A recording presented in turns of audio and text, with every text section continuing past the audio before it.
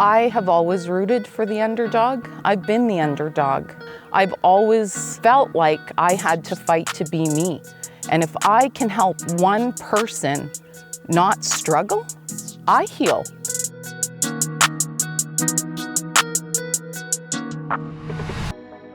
Food is our physical fuel. Food feeds our bodies, our souls, our minds. Food powers people, and people power food. I've been lucky enough to travel the world meeting incredible people whose passion it is to simply power us. They empower communities, economies, our families. These are literally the hands that feed us, and we'll find out just how we're all connected. We begin this journey here. We've been driving for about 10 hours, but we're here, baby. Porcupine Plain, Saskatchewan, population 855, and we're meeting the local superstar, my buddy Stella.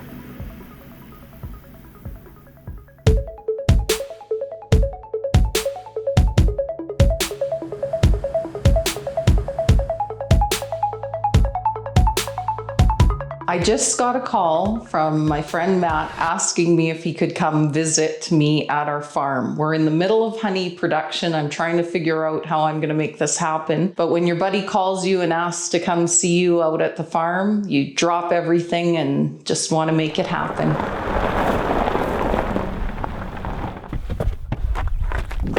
Stella! So good to see you, my friend. Good to see you too. And it's so weird that I can't hug you right now. I have so many fun things planned for you. Cool. They're so good. Holy jeez. I've heard so much about Sheldon. Want to go meet him? Let's go. I met Matt at the Okanagan Eats show. There was a lot of buzz going around about a chef that was coming to do a demo. I was doing a demo for the Okanagan Eats food show, and I ended up spending 1 hour plus till the end of the show with Stella after my demo. I saw him walk in, spotted his hat, and we locked eyes and we met, and it was just an instant energy. We just saw each other and we just connected. And it was nearly love at first sight.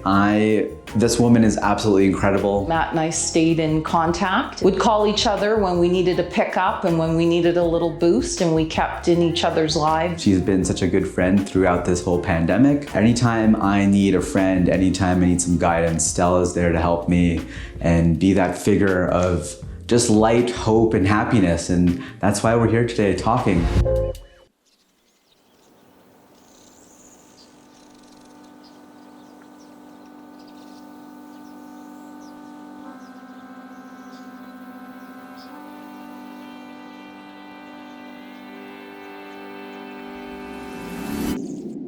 Stella, this is absolutely gorgeous. The sun is coming up. I don't know if we can get a better scene than this right now. Your brand and your dreams, like it's all rooted in exactly where we're sitting today. What was it about honey and bees that drew you to this dream, to this particular dream? I fell in love with a farmer. We met in college. This was like actually a summer job for me. Oh, wow. Yeah. There isn't many jobs to be having in the summertime, you know, when you're going away to college and stuff like that. So this was a way to make some money, and I just sort of fell in love with the whole lifestyle of it. The bee itself is so amazing. You'll see when you get out in the field, when you open that lid and all these little eyes come to the surface and they're looking at you, and you get to go in their world. Like, it is magical. It does overtake you. You're just like, ah! Oh my goodness, I can't wait to see literally like hundreds of thousands of bees. Yes, hundreds of thousands of bees. Why is supporting communities so important for you? I have always rooted for the underdog. I've been the underdog. You know, like, I grew up, I was the only Black kid in my entire school, in my entire community. I've always felt like I had to fight to be me. And if I can help one person not struggle, I heal. The biggest thing right now is people realizing every dollar you spend has power. You have power to control what you want with that money. To change the world.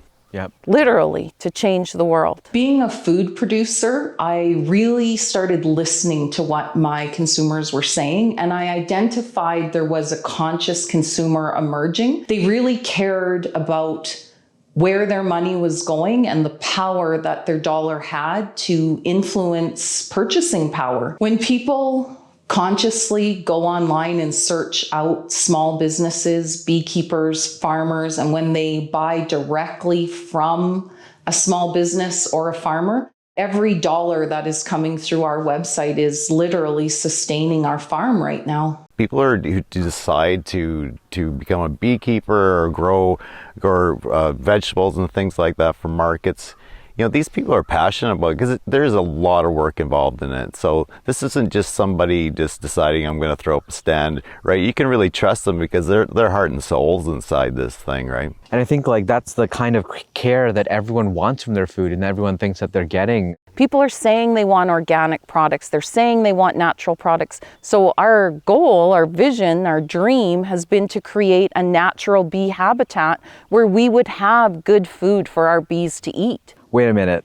So are you saying what's best for humans, which is organic, natural products, is also how we can save the bees? Bees like to eat good, clean food. They do like good, clean food. And the quality of food, the nutrient content of food, the less you're disturbing them, yeah, they're going to thrive. So I've tasted Sweep Your Honey, I've tasted your Flow Hive honey before, and I've tasted obviously just regular honey that you can buy at the grocery store before. It is such a different experience. Like I tell you, like I'm tasting like the whole field. I'm tasting the whole field of flowers. It covers your palate. It infiltrates your nose. You can smell it when you're eating it. It's just an exquisite experience. He used to have this vision of honey connoisseurs. He's like, just like people appreciate wine and have honey, why can't honey be like that? He used to say that all the time. Because of where it's grown, of course, the plants is grown and what the bees are actually harvesting from, it's going to be different from soil condition, just like we would be growing wine. So it's going to have those different kind of notes from this particular area. And the Flow Hive could actually allow you to do that. Yes. Because you get to control where it is. That's right. That's amazing. Yeah. Wow. So it's been great talking to you, Matt, but I'm busy this time of year, so I've got to go do some work, pull some more honey. Matt and I are going to go cook up some products in the kitchen. Matt drove all the way out here from Calgary. I wanted him to get in the kitchen and to use this honey and to create his own products. There's nothing better than making your own products and using them. I wanted him to have that full farm experience. I'm so excited to be making some honey soap, honey lip balm, honey candles, using all of this delicious honey that Stella and Sheldon and the bees had to work with to create some amazing products. So I'm excited to be back in my happy place, the kitchen. It's so luxurious.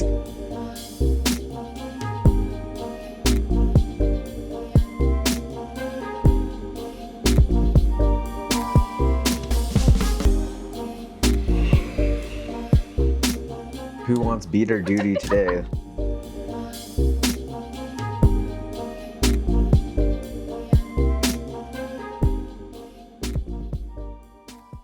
So after spending all day in the kitchen with Stella making all of these delicious honey products, I'm just super excited to finally see Sheldon and see what he's up to with the bees.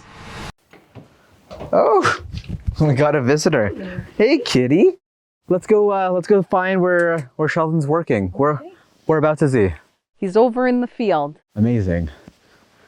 I guess our friend is gonna come and join us. You know, during these times, like we have COVID, we have all of these cultural shifts that are happening. So like, I guess like winning a business ethics award, that was an amazing moment, but that took a lot of strength, a lot of work. Like what was that experience like as a woman in business in this modern day? There were a lot of women and men that did not make space for me as a Black woman, as an entrepreneur.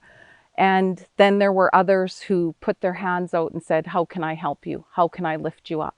I was raised by somebody who told me I was worthy.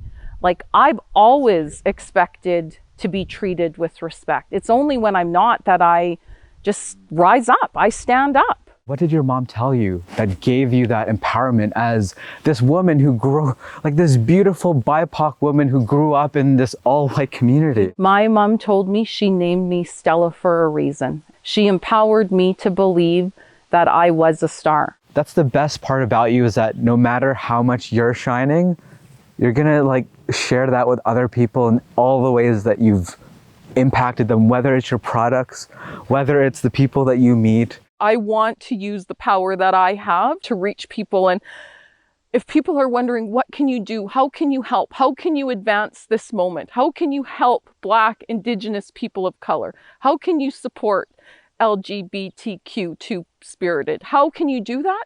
It starts with this, how we're looking at each other. You say it with your eyes. You can smile or you can look away. Educate yourself. It's exhausting trying to get everybody up to where they should be. Educate yourself. It's funny that we talked about it this morning. It's like it's a conscious choice. It is a conscious And it's a choice. conscious choice to be educated. During our conversations and our walks, when Matt asked me about what it meant to be awarded Business Ethics Award by the Chamber of Commerce, it really got me thinking about, am I an ethical business? Are we ethical if we are not honoring the calls to action through truth and reconciliation? And it really made me start thinking how I can honor the struggle and to help bring forward the calls to action recommended in truth and reconciliation.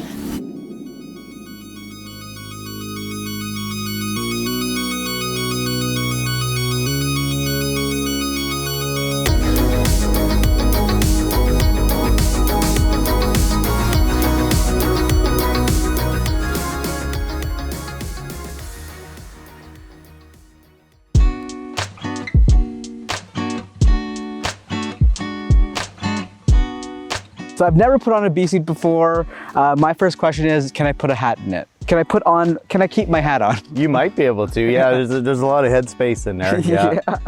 You're gonna be like a little cone head when you get this all on, but yeah. All right, so first step is? I would take your shoes off just because it's so tight at the bottom of it. It's just easier to get it on. All right. So why are bee suits white? Is it because it's like you guys are always out in the sun? And Yep. That's part of it for sure. But bees also have trouble picking up white. So it kind of makes us a little bit invisible to them. Like, you're not invisible, but hard to see maybe. Yeah. I think you might be able to fit that hat in Oh, there. it fits. The hat fits. You look like a pro. I feel like a pro and an astronaut. You guys, right now we are deep in the wilderness and here in Porcupine Plain. Sheldon is just checking on which hive we should open. I am just mostly excited, but apparently when you have hundreds of thousands of bees on you, that could potentially change. So we'll see how excited I'll be once I get to see this honey. So we'll get a little smoke going. And the smoke is just the mask, their alert signal. That's how they tell other bees that, hey, somebody's attacking us. We need to do something about that. And so that's what all the smoke does, is really just, it interrupts that signal. Maybe I'll let you do that. All right. Yeah, we want to get some nice white smoke out of there. Oh, look at this. It's really going now. I didn't think I was gonna get a little nervous, but now being in it, I'm just like, there is a lot of bees out here. Oh, you're gonna be good. So this is a flow hive, a little different. This is of course, original design. Been the same since about 1850 kind of thing. And this is new. This is something from Flow Hive that they've designed. There isn't really many bees around. I know that if you're not used to bees, it seems like there is, but like this is like very calm. They seem to be happy. You can take the honey out of your hive and you're not really disturbing them. So they're not kind of acting out in a sense where they want to sting you or something like that, right? Yeah. So this is the other part where the honey will flow out of the bottom of this frame. And this is where you're gonna collect your honey. It's gonna take a little bit because it's honey. It's viscous. So now it's changed that cell formation. Slowly gonna drip down.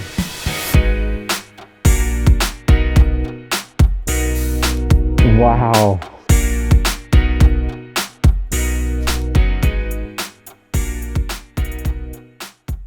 This is fresh flow hive honey from the beekeeper, from the bees, right from the hive, like literally right into this jar. Like I'm surprised I'm not covered in honey at this point.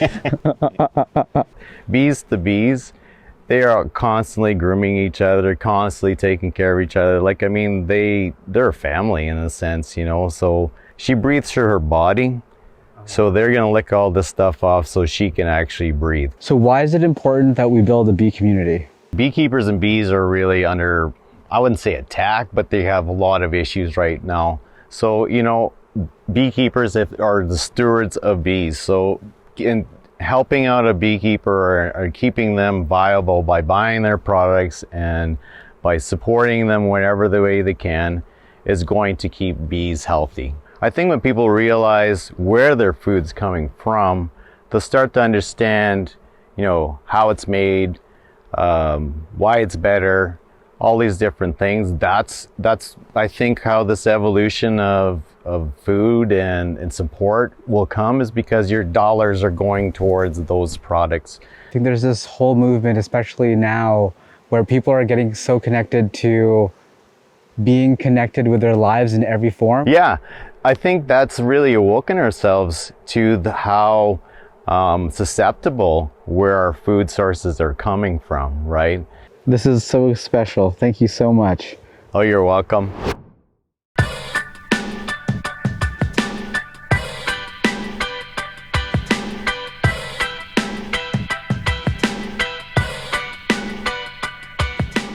Wow, you guys, that conversation with Stella, I'm speechless. I did not expect that. That was an epic, that was a really true moment between two friends. And when she was saying to me like that, I see you, like, that's the first thing I thought when we looked at each other, when we first met. I was like, we saw each other. So I really want to make Stella and Sheldon an epic dinner just to say thank you. So I'm going to head over to the organic farm that Stella's been talking about, and I'm going to meet the farmers and I'm going to see if I can get something for dinner. So why don't we go to the organic farm and see what I can get. Hey, Debbie and Everett. Can you tell us a little bit about your farm and what we have going on around here? Well, our farm is 100% organic. Amazing. These beautiful violet flowers right now are all flax right here. Yes, they are. Wow, and they're all organic. They are all organic. Wow, that's amazing. And actually, these particular fields right here have never ever been sprayed with chemical. Wow. So they've been organic from day one. So when I think of organic, I think that it's hard to get such a big yield from crops. So I guess what made you choose the organic route in the first place? We had experienced a shift in our conscience and just kind of became more aware of the foods that we were eating and the ingredients in them and in the products that we were using. It kind of coincided with the same time that I met Stella. Wow. Actually, we started hanging out and she started developing her balms and like lip balm and body balms, and I used those on my babies. And Oh my God. yeah, That's and it so just kind sweet. of, because at that time we were still farming conventionally, and it just kind of started making us more aware of not only what we're putting on our bodies, but what we're putting in our bodies, and just wanting to be cleaner. All right, so I spent the whole day with Stella and Sheldon, and I really wanted to do something special for them and put on a really epic dinner. I was just wondering if there's anything in the farm that I could take or use in my dinner. That would be amazing. Oh, I do. I have some fresh rolled oats that I packaged from our farm if you'd like to use them. I would love that. Debbie, Everett, thank you guys so much for allowing me into your world and showing me what it's like to be an organic farmer in Porcupine Plain. Oh, we were so happy to meet you, Matt. Yeah, we really enjoyed meeting you, Matt. But before you go, I got a little surprise for you. A surprise. Come with me. Okay. What's a surprise, Debbie? Don't know.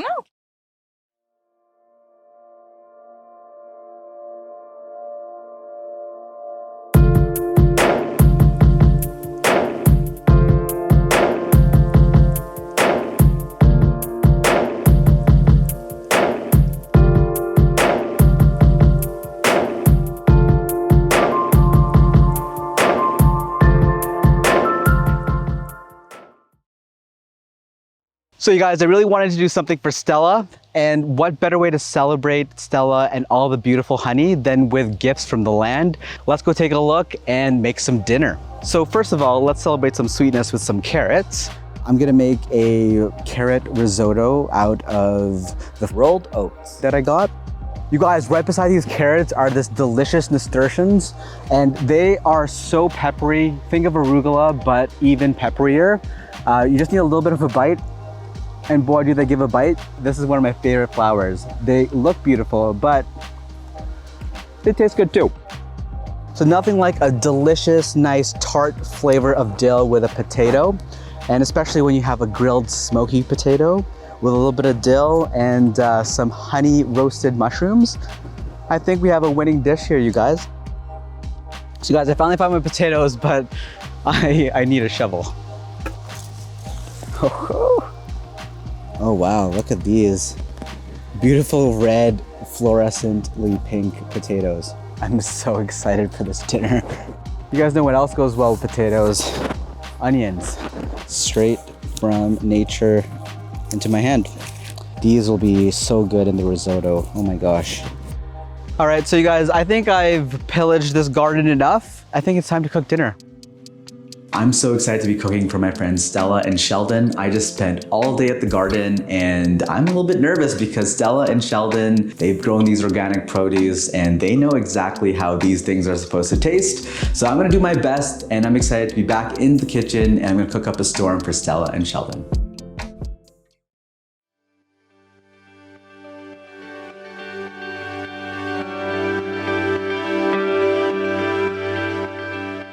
I'm inspired. Stella and Sheldon's tenacity and drive is so powerful. It's nice seeing my friend and connecting again. Stella and Sheldon work so hard, and all they want is a shot at a simple life.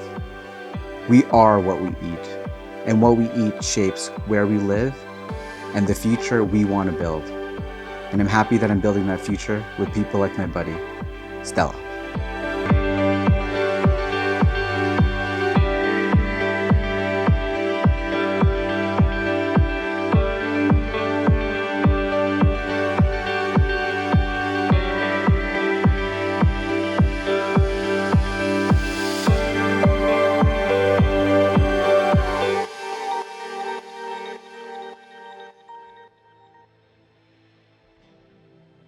I have a surprise for you, Stella and Sheldon. Oh my God! Oh my. So what's next, Matt? Stella, let me tell you.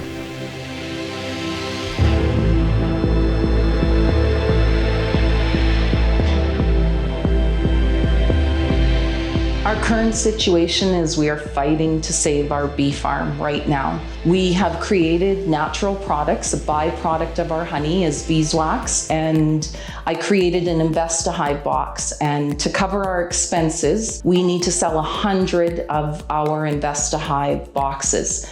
And I just want people to realize the power you have with your dollar. You can help save a bee farm. You can help save Canadian bees, but it requires you going and purchasing directly from beekeepers.